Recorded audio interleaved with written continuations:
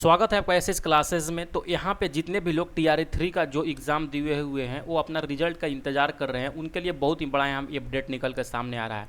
जैसे कि पता होगा, कुछ दिन पहले से ही यहाँ पे एक मैटर जो चल रहा था 50% और 65% आरक्षण का मैटर चल रहा था, जो कि बिहार सरकार बोल रही थी कि हम 65% आरक्षण देंगे। वहीं अगर के हाई कोर्ट और सुप्रीम कोर्ट देखिएगा तो बोल रहे थे कि नहीं, आपको 50% आरक्षण देना था। और यहाँ पे बीपीएससी ने भी बोल रखा था कि मैं तब तक यहाँ पे रिजल्ट जारी नहीं करूँगा जब तक कि यहाँ पे जो आरक्षण है उस पर यहाँ पे क्लियर कट कुछ भी मतलब निर्णय नहीं आ जाते हैं। ठीक है, तो उसी को देखते हुए अगर के देखिएगा तो आज के डेट में यानी कि यहाँ पे 31 जुलाई के डेट में एक लेटर जारी हुआ है। कहाँ से लेटर जारी हुआ है? वो शिक्षा विभाग की तरफ से जारी हुआ है, प्राथमिक शिक्षा निदेशालय।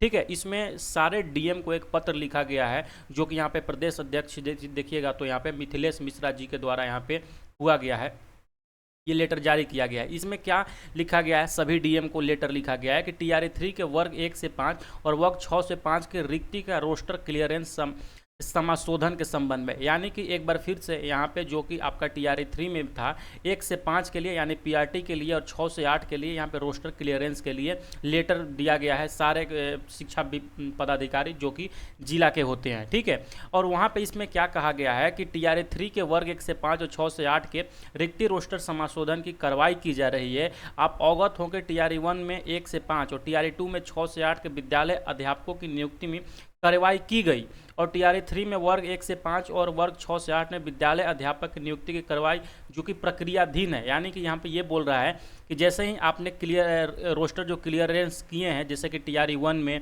और टीआरई 2 में, वैसे ही यहाँ पे जो अगर के आप देखिएगा तो टीआरई 3 में भी रोस्टर क्लियरेंस है, तो उसी बोल रहा है कि यही यहाँ पे प्रक्रियाधीन है। तो वही जो संदर्भ है यानी कि रोस्टर क्लियर करने का जो संबंध है उसको यहाँ पे 50% आरक्षण के अनुरूप, जैसे कि पता होगा बहुत ही मैटर ये था कि 50% को होगा कि 65% होगा, तो यहाँ पे जो प्राथमिक शिक्षा की तरफ से ये लेटर जारी किया गया है इसमें 50% आरक्षण के बात किया जा रहा है। पर 50% आरक्षण के अनुरूप में नियमानुसार बैकलॉग की गणना करते हुए रोस्टर क्लियरेंस के पश्चात संलग्न विहीन पत्र हार्ड एवं सॉफ्ट कॉपी में 1 सप्ताह के भीतर यहाँ पे प्रतिवेदन भेजने का सुनिश्चित करें। यानी कि सारे जो यहाँ पे जिला शिक्षा पदाधिकारी हैं उनको ये लेटर के थ्रू बताया गया है कि जो भी टीआरई 3 में सीटें हैं, जो भी वैकेंसीज है उसको 50% आरक्षण के साथ में एक हमको हार्ड कॉपी में और एक सॉफ्ट कॉपी में यहाँ पे डेटा उपलब्ध कराने की कोशिश करें। इससे ये दोस्तों पता लगता है कि आज जैसे ही देखिएगा यहाँ पे 30 तारीख में ये लेटर को साइन किया गया है और 31 तारीख के डेट में इसको पब्लिश किया गया है। ठीक है, यानी कि 31 तारीख से लेकर अगर के 7 दिन आप देखें तो 7 अगस्त तक मान के चलते हैं, 7 अगस्त तक इसका रोस्टर क्लियरेंस हो जाना है। ठीक है, इसी बीच 7 तारीख के अंदर में यहाँ पे आप लोग का ओएमआर जारी हो सकता है, आंसर की जारी हो सकता है। ये दोनों चीज़ जारी हो जाएंगे 7 तारीख के अंदर जहाँ तक मतलब ये संभावनाएं हैं।